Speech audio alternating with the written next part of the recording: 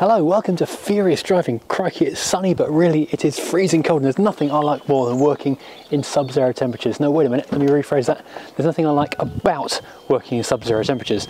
Now, this video today is meant to be all about the V8 Rover, which I have been sorely neglecting. It's over there. Which I've been sorely neglecting for a few weeks' time. I actually started filming a video which I'll come to in a second and then continue with in a moment. I'll go for as long as I possibly can, but the reason I've ignored that car for so long, and the rate it's progressing at the moment, basically petrol would have been outlawed by the time I get that engine finished, but I've been trying to get Quentin through his MOT so I can then go and get the hood fitted and everything, because that's kind of a priority to get a roof on this car here.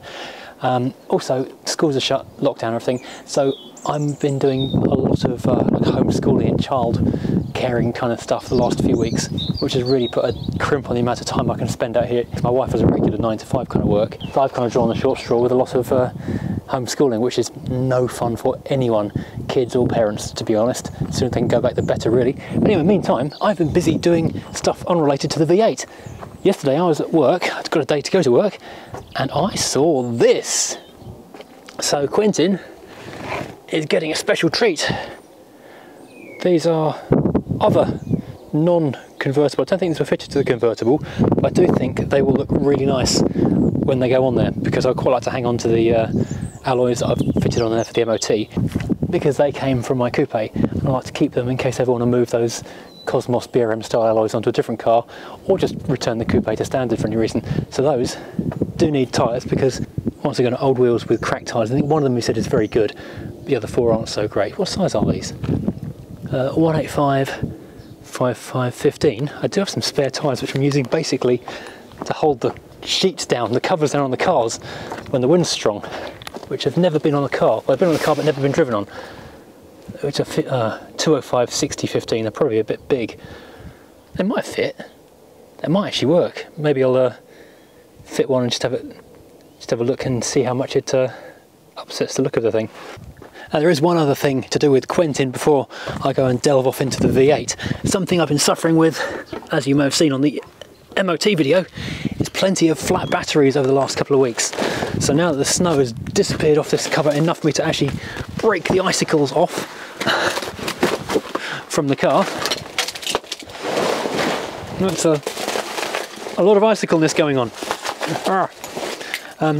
I can add some care to this battery. Hang on a second, let me pop the bonnet. So yeah, this cold weather has not been kind to my batteries, and as you saw in the last video, I was spending a lot of time jump starting these dagnammid things. So when I saw that Draper had just brought out a new range of battery chargers and maintainers, I was quick to rush out and see if I could grab one to give it a bit of a test and see how they look, feel and perform. Now this particular one is the model 53491. So this one can do different kinds of batteries: lead acid, AGM, lithium iron phosphate batteries, and for normal lead acids like this, we've got a cold weather cycle. This is detected to be a 12 volt standard. You can also do 6 volt batteries. It'll bring it back from the dead and it'll keep it maintained. So this means that hopefully when there is not quite so much snow on the ground and I can dare to take a convertible with no roof out for a drive again, this thing will just fire straight into life and I won't need to be buying another battery in short order. This did also come with a couple of little wires that you could hardwire onto the battery and a connector like this, so you can leave the thing connected permanently, just quickly plug it and unplug it and have the wire trailing out somewhere convenient, although naturally I have lost it in the last 30 seconds. I'll put a link down to this in the description. I do just need to move this car backwards so I can actually get to the front of the Rover. I just want to see if its innate Swedishness can get over the cheapness of the rear tyres. Fun to find out. Because bear in mind, yesterday Mrs. Furious's Mini couldn't make it up this hill. I had to spend a lot of time digging it out, basically.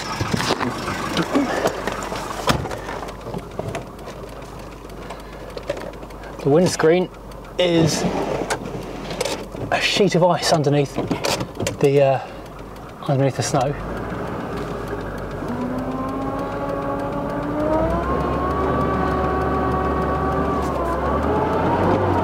No, it can't. Let's try it one more time. It's vaguely amusing.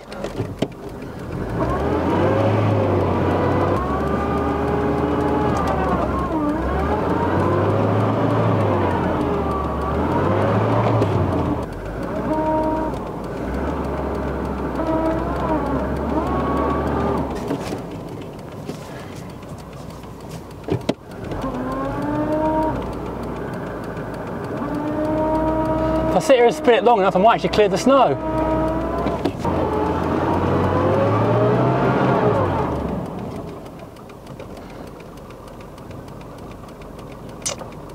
Third time lucky.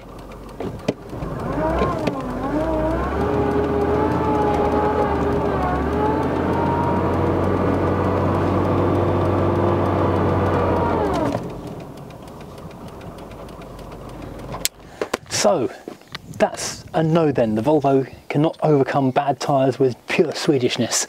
Obviously I do know that the way you drive on snow is not to just to welly it and let the tyres spin. That's all just for fun. And I wasn't going to drive the car anyway. It's not under sealed and it's gone, you know, summer tyres. Anyway, back to this car. Last time and the bit you are going to see now.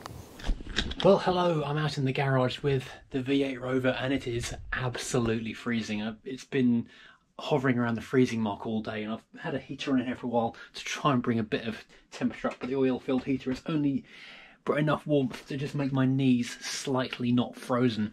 But the reason I'm out here on a frozen cold day today is because I'm going to look again at the exhaust manifold headers. The manifold, depending on what country you're in. Before we do that though, I will say the problem I was dealing with last of all when I looked at this car last was this rubber hose just here, which is the one which goes from the lower pipe on, I don't know if you can see this in the dark, the heater matrix, to the water jacket on the manifold up here. Now, look, if you want to follow this through, this is the inlet manifold, which has currently got a couple of SU carbs on it. It will have something more exciting, a bigger, bolder thing later on when the car's actually running. This then goes off to the radiator and the water pump, which will sit down here. Anyway, this bulb, this Jubilee style clip, they like us to say legally, was very, very rotten. It wouldn't turn at all, so I had to get in there and do a bit of grinding with a, well, I used a Dremel in the end. Bought myself a new Dremel chuck, which thankfully worked.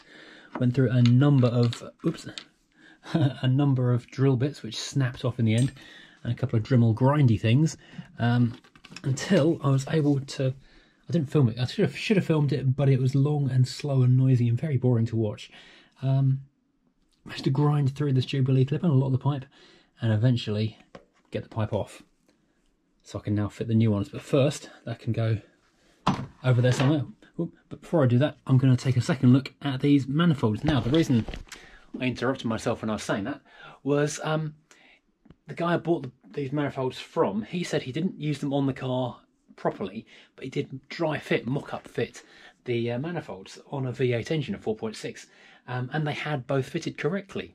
But what he did say though, and a couple of people did say, what if it's the wrong way around, left to right side of the engine? And I thought, well, that can't make any difference at all. He had actually had them the other way around, so I'm going to try and do a switcheroo, see if that does make any difference. And so the driver's side manifold will now fit on the passenger side. Give it a go, can't hurt. So I do hate taking off parts I've literally only just fitted. It seems such a shame when it all looks so nice and it's so freshly installed. And the super lovely shiny nuts and bolts as well. You don't really want to be risking damaging them. And naturally I did drop both one of the gaskets, which is of course aluminium, so I can't pick it up with a sticker. My ratchet wrench. And one of the washers, which I just saw a second ago, now I've lost. Gotcha. Well, that's off, but the other side does present more of a challenge as I can't actually reach it, and there's no way I'm opening the garage door as it was sleeting last time I looked outside. So I'm going to have to do a bit of precarious balancing on the car. Oof. I shouldn't wear clean trousers doing this. And try and do this leaning over. This is not going to end well. Oh dear me. Oh, bother. Just drop the ratchet again. Okay.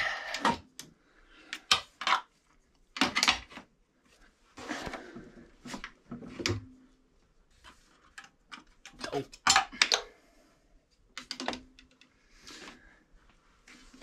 This is an issue. Now I'm stuck. Right, so the shiny one is now free as well. I'm not going to bother with the gaskets and things at this particular moment. I'm just going to see if I can line up the nuts and bolts and make this thing actually fit on the side of the engine. Because this is the question, is it a difference between the left and the right heads of the car? Well, what do you know? It's maybe too dark to actually see anything right now. Done one bolt up, that one's in.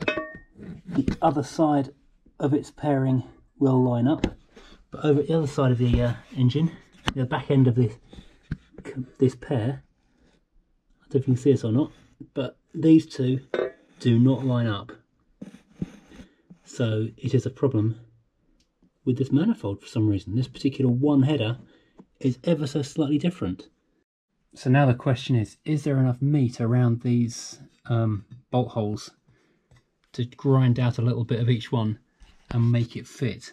Or is this going to be a problem and that will then fit, but then this area here isn't going to match up completely with the engine behind it? So I don't know. This could be an issue. Do I just go and stick on the old manifold, the old cast iron manifold, just for the time being? Just because it gets the car running and then get it sorted later on. Well, since I'm out here and the heater is on, I may as well fit the two heater matrix rubber hoses as well. One is more of a flat S and the other one is a bit more MC Escher-esque in its style. I'm trying to work out which one goes where. I think the Escher Special, or Escher, MC Escher Special, goes down to the bottom one first of all. Oops. I have rust treated these, so even though they look a bit miserable, I'm putting the I'll leave it off for a second while I do the bottom half of this one. I'm not putting the Jubilee clips on right now because I've had a bit of a hunt around. I've got 2 boxes of Jubilee clips. I've got little tiny ones which are too small and great big ones which are good for kind of radiator hoses. Nothing in between. So I'll just put these on and then add some Jubilee clips next time I go to Halfords or somewhere.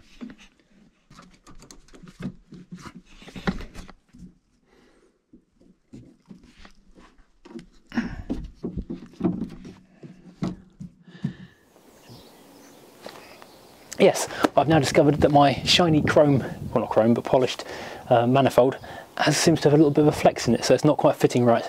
So I'm going to have to fit one of the cast iron original headers because I don't want exhaust gas blowing out sideways, making a horrible mess when we're doing the initial startup and running in process, which is a shame, but we'll get it on there in the end. Secondly, we've got hoses all fitted up, that's good. And now I need to go and refit, oops, all of these big lumps of bracketry which hold the alternator and power steering pump on. The other thing, which I was chatting to the guy I bought those exhaust bits from, he was saying I used that cutaway one to fit around the dipstick, and I thought, dipstick? Where's my dipstick? Which side is that on? I don't seem to have fitted one, or if I've broken it off somewhere. Either way, I can't find the dipstick. I need to work out where that's gone, or where it should be, and I definitely want to be installing one because I kind of need a dipstick. So I don't know how I managed to leave that one out when I was building the rest of the engine. But right, I think I know where this one goes, and I think I know where this one goes, so hopefully I can get them fitted.